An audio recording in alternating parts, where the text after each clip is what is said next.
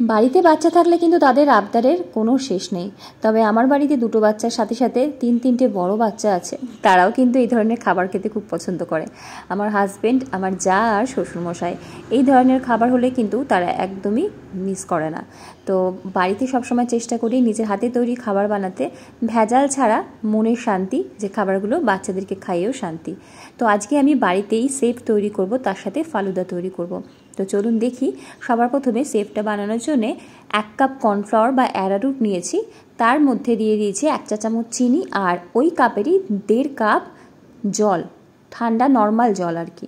ভালো মতো প্রথমে কর্নফ্লাওয়ারটা জলের সাথে মিশিয়ে নিতে হবে। গরম জলে দিলে কিন্তু কর্নফ্লাওয়ার দলা পাকিয়ে যাবে।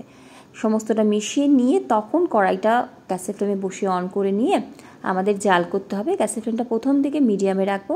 যখন দেখবেন মিশ্রণটা এরকম ঘন হয়ে গেছে তখন মিশ্রণটা একটু কমিয়ে নেবেন, না হলে হঠাৎ করে কড়াইটা তলার দিকটা ধরে যেতে পারে। নাড়াচাড়া করা চলবে না, মানে বন্ধ করা চলবে না একদমই, তাহলে কিন্তু দলা দলা মতো হয়ে যাবে, এরকম স্মুথ থাকবে না। অনবরত এভাবেই নাড়াচাড়া করতে করতে দেখবেন যে মিশ্রণটা একদম স্বচ্ছ হয়ে গেছে, ট্রান্সপারেন্ট হয়ে গেছে, আর অনেকটা হালকা হয়ে গেছে আগের থেকে। দেখতেই পাচ্ছেন মিশ্রণটা কিন্তু আস্তে আস্তে অনেকটাই স্বচ্ছ হয়ে যাচ্ছে।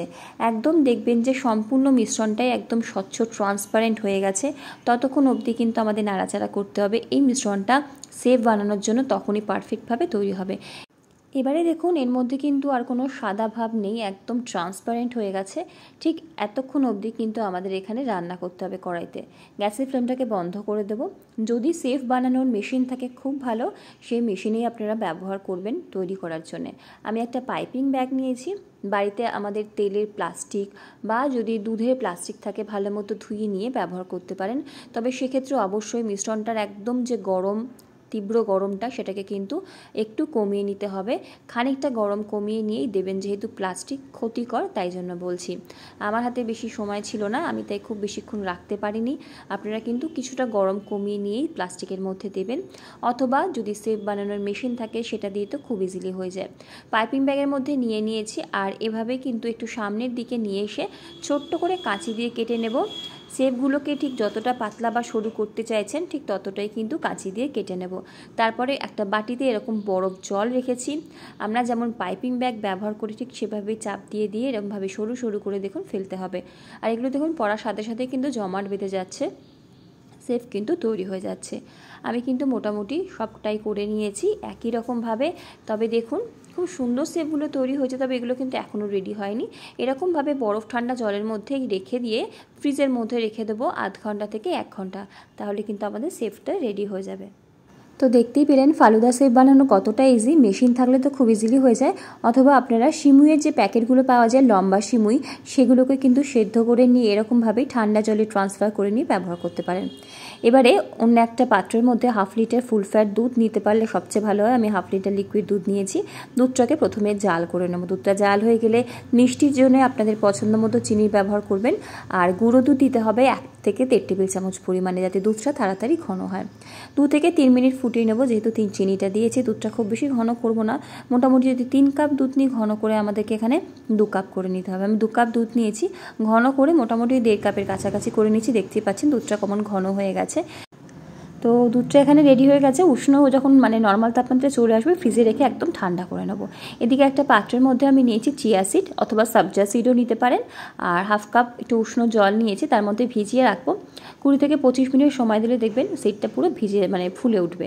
আর এদিকে একটা মিক্সি জারের মধ্যে আমি একটা বেশ বড় সাইজের আম নিয়েছিলাম, আমের পাল্প নিয়েছিলাম, পাকা আম, আর তার সাথে 1 টেবিল চামচ চিনি দিয়েছিলাম। পাকা আমটা বেশ মিষ্টি তাই 1 টেবিল চামচ চিনি দিয়েছি।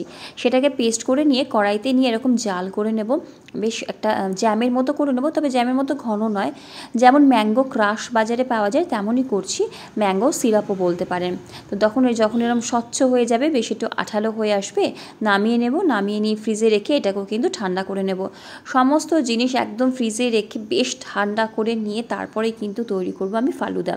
এবারে ফালুদা সেপগুলো দেখাই। সাদা বাটিতে রেখেছিলাম, অসুবিধা হচ্ছিল দেখলাম, তাই অন্য একটা বাটিতে ট্রান্সফার করে নিলাম।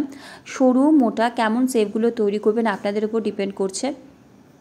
সরু সরুও ভালো লাগে। আর আমি পরের দিকেরগুলো একটু মোটা মোটাই করেছি, সেগুলো সাইডে রেখেছি, কারণ লাস্টের দিকে হাতে সময়টা না খুব কম ছিল, যেহেতু ভিডিওটা রেকর্ড করছি তাই জন্যই।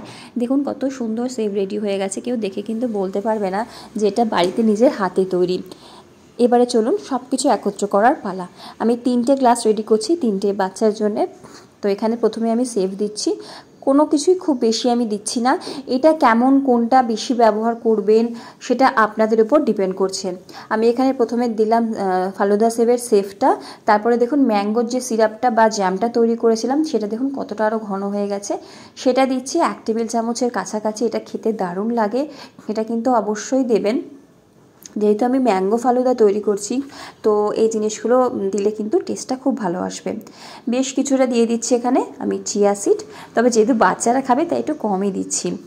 আর দিয়ে দেবো এখানে বেশ কিছুটা আমের কুচি, একটা আম ছোটো ছোটো করে কুচি করে রেখেছিলাম সেটা দিচ্ছি, কিছু কুচনো বাদাম দিচ্ছি, কালো কিশমিশ দিচ্ছি, পছন্দ মতো যে কোনো রকম ড্রাই ফ্রুটস ব্যবহার করতে পারেন। আর যে দুধের মিশ্রণটা রেডি করে রাখলাম সেটা একদম চিল্ড করে নিয়েছিলাম সেটা দিচ্ছি। আর ওপর থেকে আইসক্রিম, যেটা একদম মিস করা যাবে না। বাড়িতে তৈরি আইসক্রিম অথবা কেনা আইসক্রিম, ভ্যানিলা ফ্লেভার বা ম্যাঙ্গো ফ্লেভার যেটা ইচ্ছা। ওপর থেকে আরও কিছুটা ম্যাঙ্গো সিরাপ আর ব্ল্যাক কিশমিশ দিয়ে সার্ভ করব এই ম্যাঙ্গো ফালুদা, যেটা খেতে অসাধারণ হয়েছিল। এভাবে একবার বানাবেন, ঠান্ডা ঠান্ডা সার্ভ করবেন। সামনেই তো জামাই ষষ্ঠী আসছে, বিকেলের দিকে জামাইকেও কিন্তু এরকম একটা গ্লাস সার্ভ করতে পারেন, সেও কিন্তু খুব খুশি হবে।